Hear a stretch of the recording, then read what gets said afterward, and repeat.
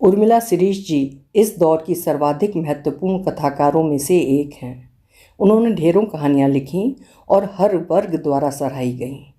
उनकी कहानियों की खासियत है कि वो बिना किसी के पक्ष में हुए भी अपनी संवेदनात्मक बुनावट के चलते एक निष्कर्ष देती हैं और पाठक के मन पर गहरी छाप छोड़ती हैं। प्रस्तुत है उनकी लिखी कहानी ब्रह्मांड में कमरा, मेरी ज़ुबानी। मैं हूँ सीमा सिंह। अम्मा, मैं दरवाजे के बाहर खड़ा हूँ। उस दरवाजे के बाहर जिसके अंदर तुम्हारा कमरा था, जिसमें तुम रहती थी। तुम्हारा कमरा मैंने क्यों कहा? क्योंकि वही तुम्हारे जीवन भर का प्राप्य था। उसी कमरे में तुम सोती थी, पूजा पाठ करती थी, लोगों से मिलती जुलती थी। उसी कमरे में तुम्हारी छोटी सी अलमारी थी, नीले रंग की अलमारी, जिसमें तुम्हारे जीवन भर का अटोरा पटोरा समाया हुआ था। जब तुम बीमार पड़ती तो वहीं पर तुम्हारे लिए ड्रिप की व्यवस्था कर दी जाती, वहीं ऑक्सीजन का कंसंट्रेटर रख दिया जाता। तुम उस कमरे में ऐसी कैद हुई कि बाहर ही न निकल सकें। इस पूरे मकान में सबके अपने कमरे, बरामदे, ड्रेसिंग रूम और गैलरी है। अलमारियाँ और खूबसूरत शीशे वाली ड्रेसिंग टेबल्स हैं। हर बरामदे और गैलरी में अलग अलग रंगों के फूल पत्तियाँ, बेलों और लताओं से आच्छादित हरे भरे गमले रखे हुए हैं। लेकिन अम्मा के लिए बिना गमलों वाला, बिना फूलों वाला, बिना पत्तियों और लतरों वाला कमरा परिवार द्वारा दिया गया था, या अम्मा ने स्वयं इसे चुना था, मुझे आज तक मालूम नहीं है। इस कमरे में बैठी अम्मा ने सबके सामने अपना रूप, अपनी देह, अपना मन, अपनी आत्मा इतनी सूक्ष्म कैसे बना ली थी कि हम सबको उनका बड़ा रूप दिखाई देता था, पर वे अपने लघुतम रूप में ही रहती थीं। अन्यथा अम्मा का सारा जीवन आसमान की तरह विराट और धरती की तरह हरा भरा था। असल में सारा खेल मन का ही होता है।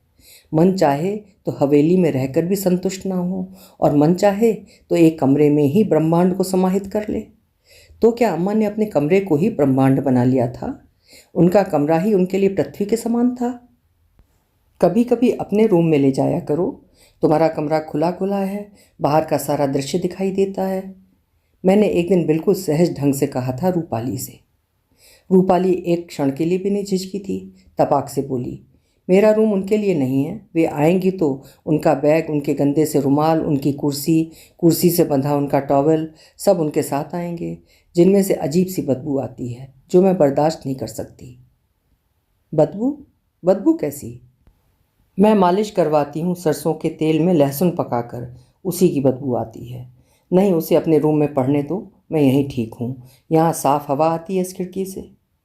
अम्मा ने उस खिड़की की ओर इशारा किया जिसमें लाइन से तेल की शीशियाँ, गिलास और मोमबत्ती के पैकेट रखे थे। खिड़की के बाहर लंबी सी दीवार थी, दीवार के भीतर उल्टे अशोक के वृक्ष लगे थे। वहाँ भी दीवार में काई लगी ईंटें झाँक रही थीं, और नीचे पक्की ज़मीन पर कोई फूल भरे पौधे भी नहीं लगे थे। अम्मा, एक छोटा सा टीवी लगवा दूँ? मैंने पूछा था। मैं आशा से पूछ लेती हूँ, आपका मन लगा रहेगा? मन लगाने के लिए रेडियो तो है। शाम को बाहर बैठ जाया करो। बाहर निकलना मुश्किल हो गया है, बिस्तर से कुर्सी पर बैठाने के लिए एक ताकतवर आदमी चाहिए, इन सब से उठाते हुए नहीं बनता है। तो एक लड़का या लड़की रख देते हैं जो आपका सारा काम कर दिया करेगा। आशा से बात कर लो, पैसे मैं दे दूँगा, फिर भी पूछ लो। अम्मा, आप अपने बारे में कब सोचोगी? कभी तो निर्णय लिया करो, पैसे की कमी तो है नहीं, जितना भी पैसा लगेगा मैं दे दूँगा। आप मुझसे तो कह सकती हैं। मुझे नहीं मालूम था कि आशा हमारी बातें सुन रही थी। वो मुस्कुराती हुई बाहर आई और मीठे स्वर में बोली, मामा, आपको ऐसा क्यों लगता है कि अम्मा को किसी बाहरी व्यक्ति की सेवा की ज़रूरत है? हम लोग कर रहे हैं ना, इस बहाने उनके साथ रहते हैं। उनकी हेल्थ अभी इतनी ख़राब नहीं हुई है कि उन्हें किसी लड़के या लड़की की ज़रूरत हो। आप बेकार चिंता मत करिए। आशा, तुम लोग भी कब तक करोगे? एक ना एक दिन थक जाओगे। वो नौबत आए इससे पहले ही व्यवस्था कर लो। हमारी अम्मा हमारे साथ ही खुश हैं, उनकी सेवा में कहीं कोई कमी नहीं है। आशा ने हंसते हुए बात समाप्त कर दी। मैं अम्मा की आंखों में देखने लगा। उनकी आंखों में 2 बूंद ओस की तरह चमकी और छिटक कर दूर जा गिरी। निकलता हूँ अम्मा। अम्मा यद्यपि मेरी बड़ी बहन थीं, पर उनके बच्चों के साथ मैं भी उन्हें अम्मा ही बोलता था। मेरी उम्र और उनकी उम्र में लगभग 20 वर्ष का अंतर था। उन्होंने मुझे अपनी गोद में खिलाया था, मन के तार जुड़े थे उनसे। कुछ मत सोचना, उन्होंने इशारों में कहा। मैं बाहर पड़ी बेंच पर बैठकर जूते पहन रहा था कि देखा अम्मा की 2 कुर्सियां बाहर रखी थीं। उनके कपड़े शायद अलग से धोकर अलग से सुखाए जाते थे। बाहर ठंडी हवा चल रही थी जो अम्मा को बहुत पसंद थी, बल्कि ठंडी हवा चलते ही अम्मा घर के सारे दरवाजे और खिड़कियां खोल देती थीं। उन्हें हरे भरे पत्तों के बीच बैठना कितना सुखद लगता था। वे बंदर की तरह पेड़ों पर चढ़ जाती थीं। उनकी शादी के पहले उनका कमरा गमलों से भरा रहता था और छत पर तो उन्होंने छोटी सी बगीची लगाई हुई थी। अम्मा जहाँ जहाँ गईं और रहीं वहाँ वहाँ उन्होंने पेड़ जरूर लगाए थे। मैं पीछे की तरफ गया, ये सोचकर कि खिड़की के पल्ले खोल दूं, पर वो खिड़की तार से बांध दी गई थी। इसमें एक जाली लग जाए तो इसके पल्ले खोले जा सकते हैं। कल किसी कारपेंटर को लेकर आऊँगा, मैंने मन ही मन सोचा। क्या हुआ? कौन है? अरे आशा, देखो बाहर कौन है? कोई नहीं अम्मा, मैं हूँ। खिड़की खोलने की कोशिश कर रहा हूँ। अरे मामा, आप क्यों परेशान हो रहे हो? उनके कमरे में अच्छी खासी ताज़ी हवा आती है। आशा ने मेरी चिंता को यूं चुटकियों में उड़ा दिया कि झेपता हुआ सा मैं बाहर निकल आया। अम्मा को घूमने का बहुत शौक था। जब तक उनके पाँव ठीक थे वे कहीं ना कहीं जाती ही रहती थीं। कभी केदारनाथ तो कभी रामेश्वरम, तो कभी गंगोत्री तो कभी यमुनोत्री, तो कभी हरिद्वार तो कभी बद्रीनाथ, तो कभी ज्योतिर्लिंग की यात्रा। उनकी यात्राएं थमती ही न थीं। क्यों अम्मा, तुम कब से इतनी धार्मिक हो गई हो जो तीर्थ यात्राओं पर दौड़ लगा रही हो? मैं उनकी प्रशंसा करते हुए कहता। अरे मैं तो घूमने का आनंद उठाती हूँ, बस चाहे वो तीर्थ यात्रा के नाम पर हो या भगवान के नाम। 1 महीने घर में रहती हूँ तो मेरा मन घबराने लगता है। घूमते रहो बस, देव दर्शन जगत दर्शन हो जाता है। लगता है घूमने के लिए दोबारा जन्म लेकर आऊँगी। अभी आधा देश बचा है घूमने के लिए। भगवान से मांगती हूँ कि अगर पुनर्जन्म हो तो मुझे चिड़िया बना देना, ताकि मैं उड़ती ही रहूँ। वे हंसकर कहती। फिर अम्मा आज दुनिया की अनंतता से सिमट कर एक कमरे में कैसे समा सकती हैं? अम्मा, एक कमरे को ही तुमने अनंत आकाश, अछोड़ धरती, असंख्य नदियाँ, अनेक पर्वतमालाएं, अनेक मंदिर, असंख्य भगवान को कैसे बसा लिया है? बोलो, बताओ। तुम बचपन से भगवान बुद्ध की अनुयायी रही हो, तो क्या अपरिग्रह तुम्हारे ही हिस्से में आना था? सुबह से मैं बेचैन था। अम्मा और उनके बच्चों के बीच में दीवार नहीं बनना चाहता हूँ।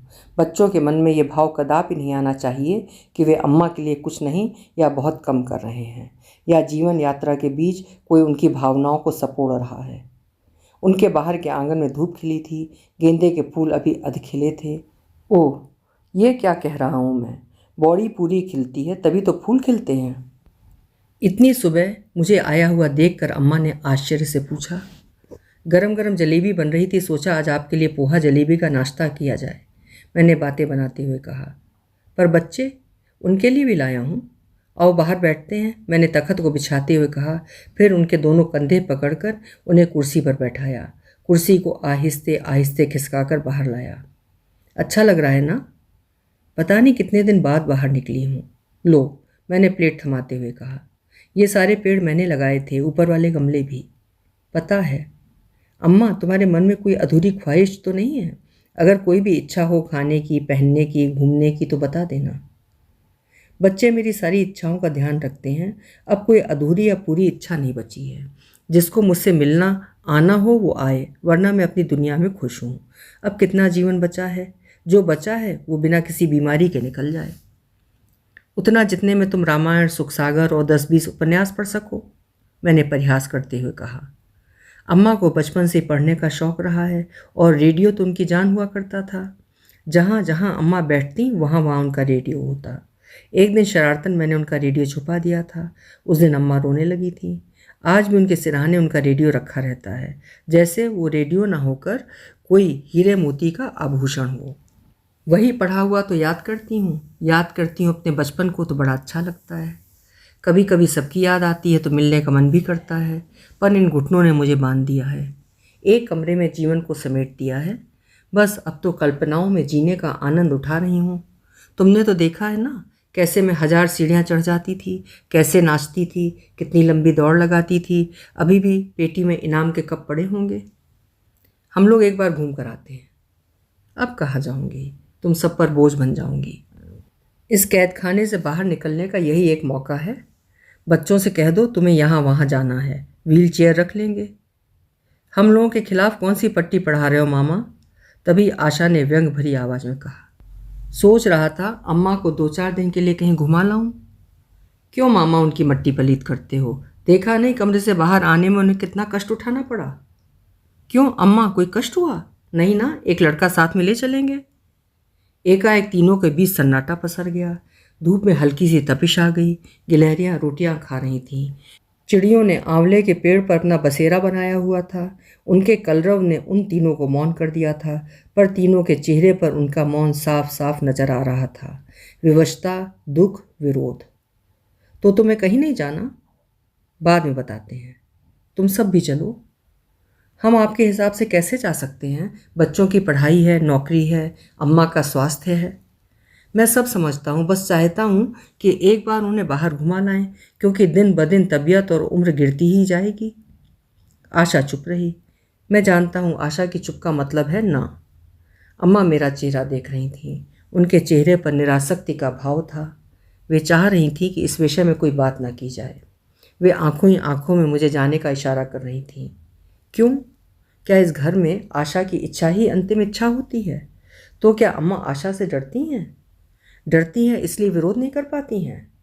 शायद अपने बुढ़ापे को चुपचाप गुजरने देना चाहती हैं। क्या था उनके मन में? आज मैं गेट के बाहर खड़ा हूँ। अम्मा के जीवित रहते हुए मैं कितना स्वतंत्र था। उनके घर के भीतर चला जाता था, अपने हाथ से पानी भरकर पी लेता था, कभी कभी चाय भी बनाकर पी लेता था और कभी कभी नाश्ता भी कर लेता था। अपनी चीज़ों को अम्मा के पास रख देता था, गद्दे के नीचे कुछ पैसे भी छुपा देता था। अचानक ही अम्मा की तबीयत खराब हुई। जांचें हुई और पता चला लीवर में बड़ा सा ट्यूमर है। डॉक्टरों ने मना कर दिया था, बस घर में सेवा करो। ज़्यादा दिन नहीं लिए थे अम्मा ने सेवा के लिए। आशा ने तब भी किसी को नहीं रखने दिया था। फिर सब कुछ आशा की मर्जी से ही हुआ था। अंतिम संस्कार, 13वीं, अस्थि विसर्जन, लोगों को बुलाना नहीं बुलाना। यकायक ही मेरी अम्मा केवल और केवल अपने बच्चों की होकर रह गई थी। मैं पराया हो गया था। हमारा बचपन, हमारा रिश्ता सब व्यर्थ सा हो गया था। अधिकार के इस भाव ने अम्मा की न जाने कितनी भावनाओं को, इच्छाओं को, सपनों को बेवक्त ही त्याग की भूमि में दबा दिया था। जबकि अम्मा की मनोदशा को जितना अधिक मैं समझता था उतना कोई नहीं, कोई भी नहीं। बस वो अंतिम दिन था इस घर के अंदर आने का। उनका पलंग बाहर कर दिया गया था। खिड़की पर रखा सामान फेंक दिया गया था। अम्मा की तस्वीर अब दीवार पर टंगी थी। उसी दिन मैंने उनकी तस्वीर को अंतिम नमन किया था। अम्मा के जाते ही मैं भी इस घर से चला गया था। आशा को नहीं मालूम कि मैं हर रविवार पहले की भांति बाहर तक आता हूँ। 5-7 मिनट रुकता हूँ। दरवाजे के भीतर मेरी निगाहें जाती हैं और पलंग पर बैठी अम्मा को देखकर वापस आ जाती हैं। आज भी मैं उन्हें तस्वीर में नहीं देख सकता। पर चलो, अच्छा ही हुआ जो वे इस कैद से मुक्त हो गई। देह की कैद से, रिश्तों की कैद से, कामनाओं की कैद से। उन्मुक्त जीवन जीने वाली अम्मा को अनंत आकाश में उड़ने में ही आनंद आ रहा होगा। वो चिड़िया बनना चाहती थी। हो सकता है वो चिड़िया बन गई हूँ, हो सकता है तितली बन गई हूँ, या हो सकता है फिलहाल रोशनी का कोई कण बनकर किसी तारे के रूप में चमक रही हूँ। सोचते सोचते मैं अचानक ही रोने लगा। ये क्या अम्मा, तुम आकाश में हो या मेरे अंतस में? अभी आपने जो कहानी सुनी उसे लिखा था उर्मिला शिरीष जी ने और स्वर दिया था मैंने, यानी सीमा सिंह। कल फिर मिलेंगे। आपका समय शुभ हो।